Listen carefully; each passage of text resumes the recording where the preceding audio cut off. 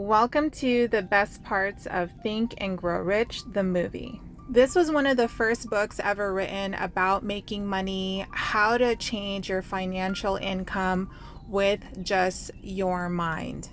I have compiled the very best parts of the movie here within this episode. I'm so excited to share this with you guys. I hope you guys really enjoy this, and let's begin. A lot of people relate riches just to money. Riches take in everything in our life. It takes in our health, our relationships, with ourselves, with other people, as well as our ability to earn money. Money by itself is just an idea. Life should be a rich experience. It should never be shallow. Most people live like minnows in the shallows. They got to get out into the deep, and that's what Hill's material is designed to do. The hardest thing to actually master is faith, because faith is the piece that's going to give you the ability to continue through the highs and lows and not just achieve one single vision, but how to apply it to every aspect of your life. Because when you get to that level, you feel like you're manipulating reality. I don't think there was a point along the way of my career where I wasn't seeing myself in a movie of where I was going to be a year out, 2 years out, 3 years out, and I saw it like it existed. You have to not only picture it, but picture it in living color and in great detail. And then, of course, the book teaches you if you could imagine it, you can accomplish it. And I found that to be entirely true. If I could imagine it, I always got it. Every adversity carries a seed of a greater good. Because as a blind person myself, I realized, okay, I got me one big seed of adversity here, and I need to find a greater good, a compensating balance. Success is how you feel about yourself when you look in the mirror. It has nothing to do with what the reflection is. It's, are you contributing to society? Do you feel good about who you are and how you live your life? So if you lived a normal life, what is a normal life? 74, 77 years on Earth? Do the calculus. That only equates to 30,000 days on Earth. Time is not running out, but your life is. You've been chosen. Place your fingerprints on life and make a difference right now. That's what it means to be wealthy. It's about having freedom. Freedom to choose where you want to be, who you want to be with, what you want to do for a living, how hard you want to work, who you want in your life, who you want out of your life. It's freedom. Freedom to have your life exactly like you dreamt it to be and actually make it happen. That's rich. Rich is not just synonymous with money. Rich is synonymous with living. Life is about an expression of spirit. How can I be more artfully expressing who I am fully in a joyous way and accepting life as it comes to me without precondition? The difference is night and day. Once you become successful, once you live a rich life, financially and every other way, you'll wonder, why didn't I do this sooner? This is not a closed club. You can have all you want anytime you want. And it's just a matter of changing your life by simply changing your mind. So the question is never can we, the question is will we? Your future hangs. My eternal search is, how do I live a half-full life where every day I get up with energy?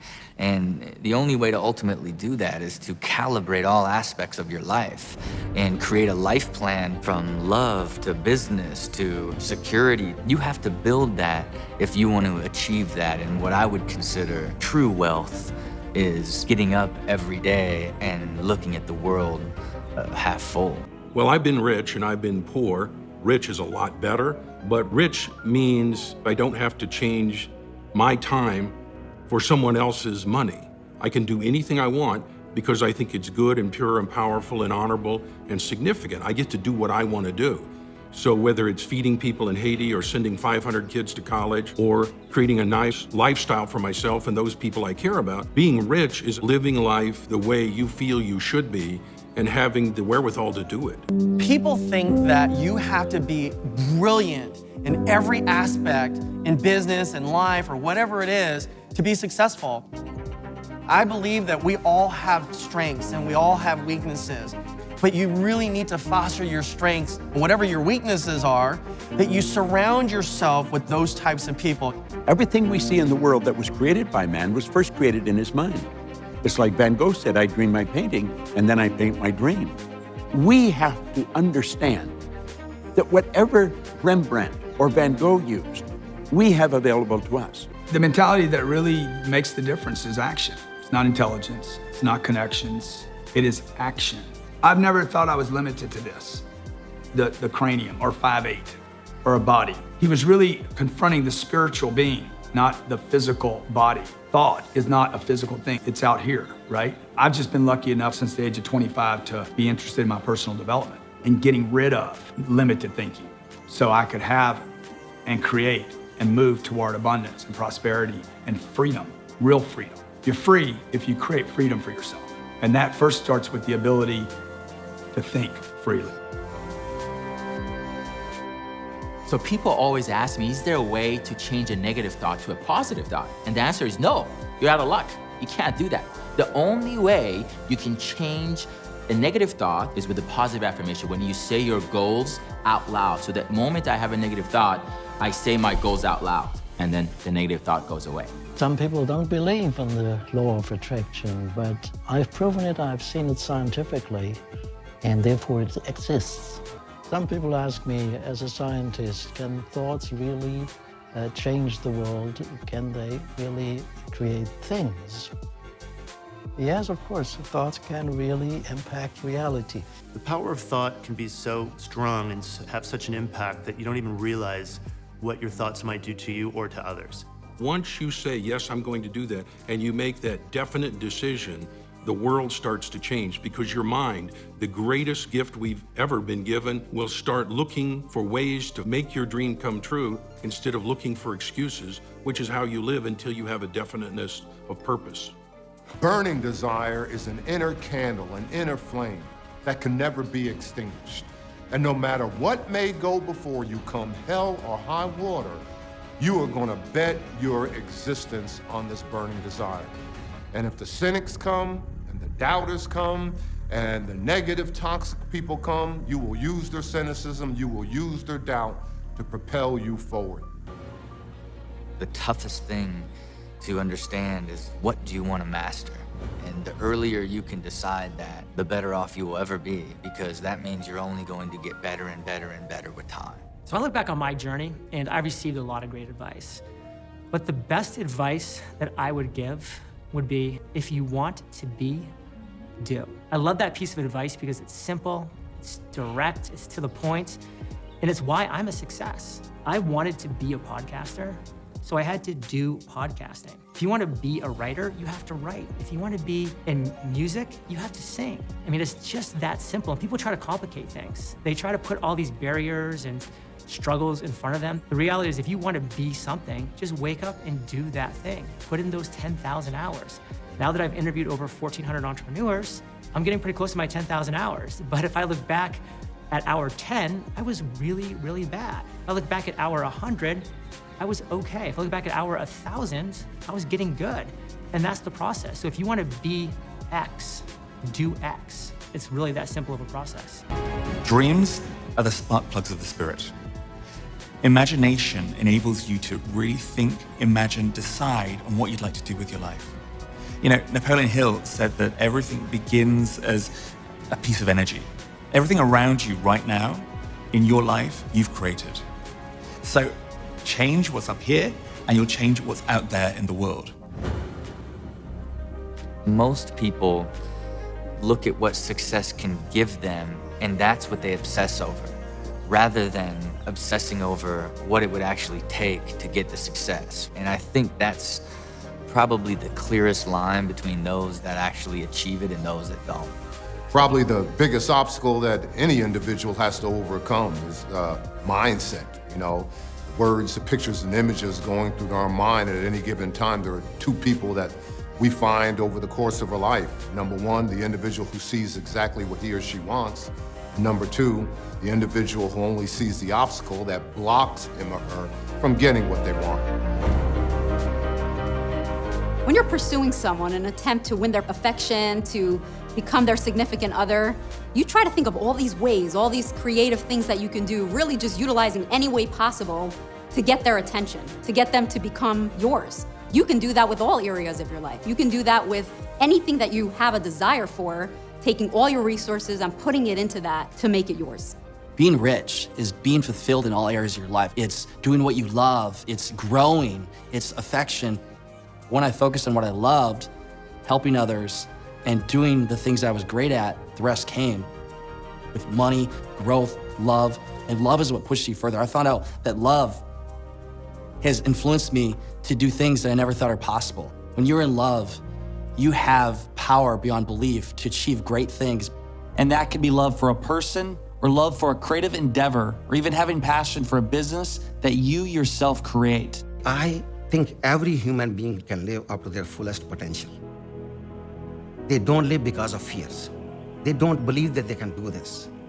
And my advice... The one piece of advice that I share with everyone to change their life, over 10 years of research of physics, metaphysics, quantum physics, of all types of tremendous experience, the easiest way to change your life is to say thank you or think thank you before you go to bed, and to say or think thank you when you wake up. Now you need to do it 30 straight days so it becomes a part of your subconscious and your unconscious, but that attitude of gratitude will attract everything you desire. It'll change your entire perspective and your entire reality.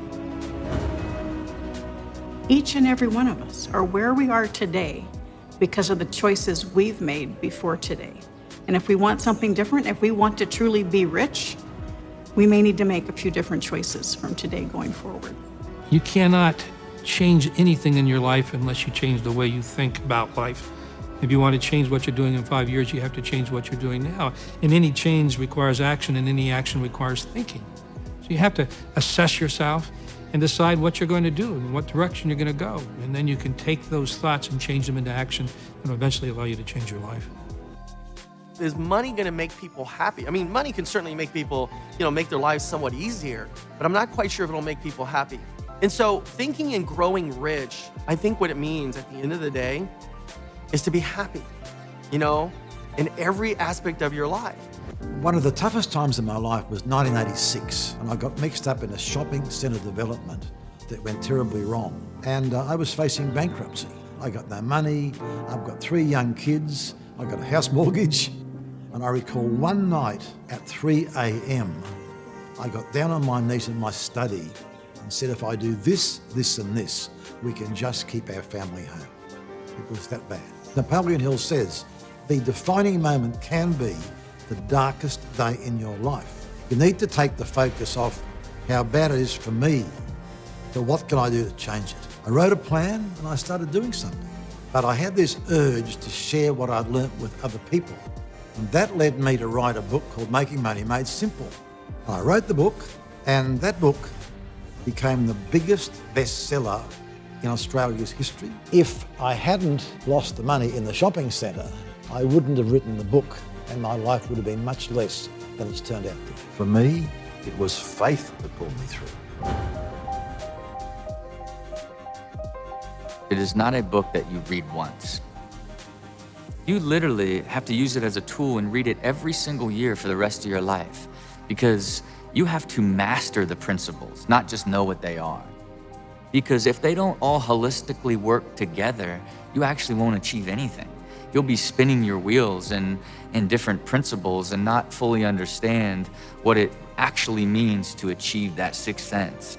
Because when you get to that level, you really believe that you are creating your entire existence because you have mastered all of the steps that allow you to not just achieve one single vision, but how to apply it to every aspect of your life to create a reality, And I would say very few people ever get to that stage or fully even understand that that's even possible. Anything the mind can conceive and believe it can achieve.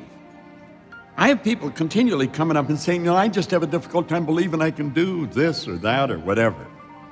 When I set a new goal, I have difficulty believing I can do it. You come to believe. You don't start out with belief. I don't start out with belief.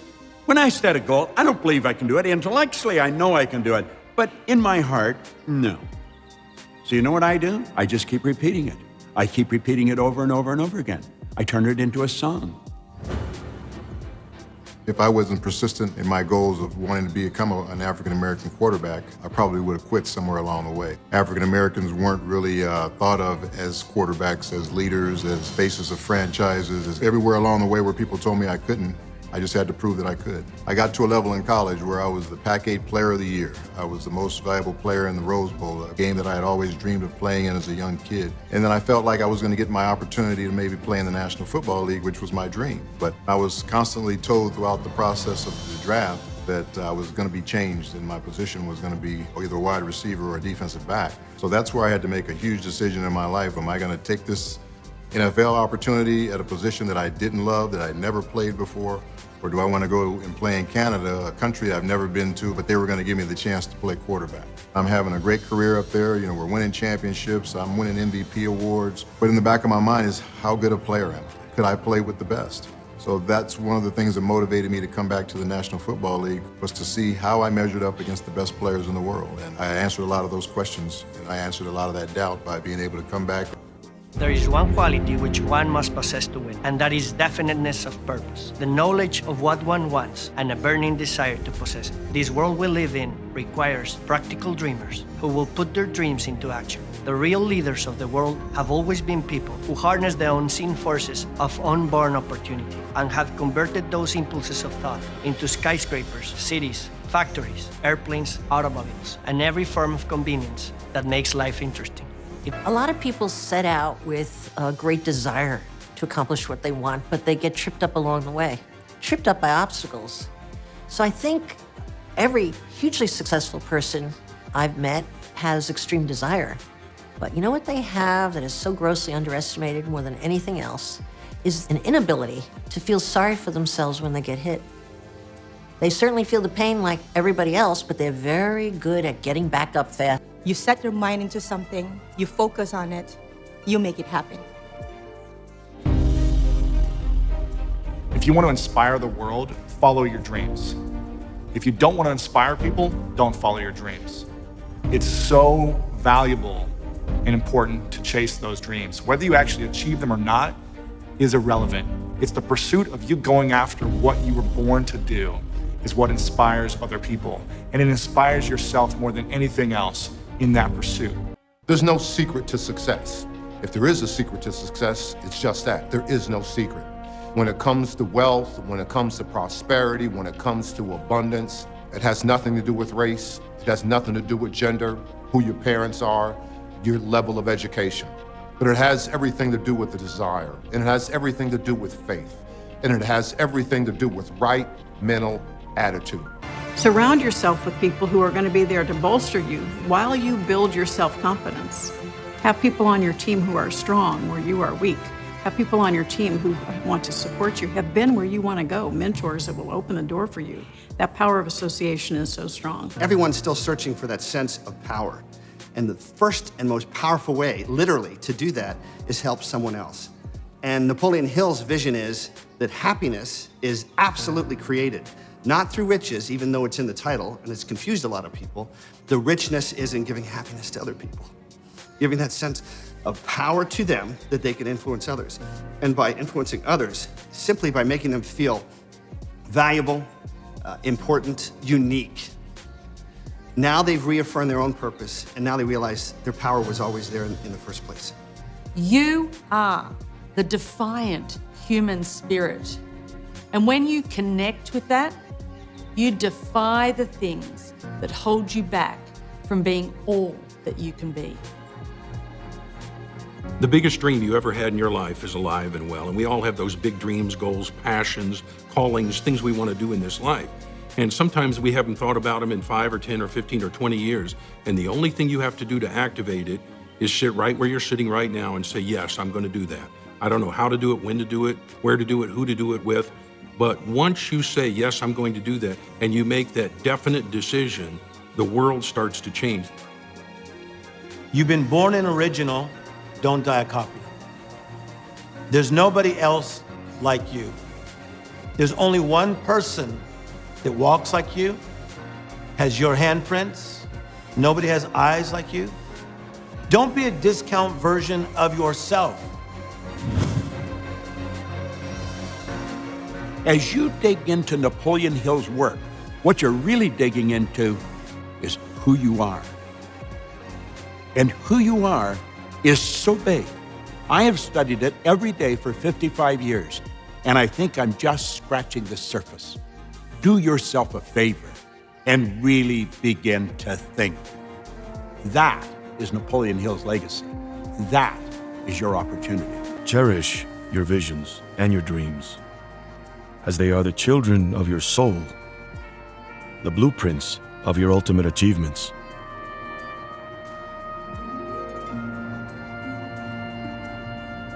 Create a definite plan for carrying out your desire. And begin at once, whether you're ready or not, to put this plan into action. Every adversity, every failure, every heartache carries with it the seed of an equal or greater benefit.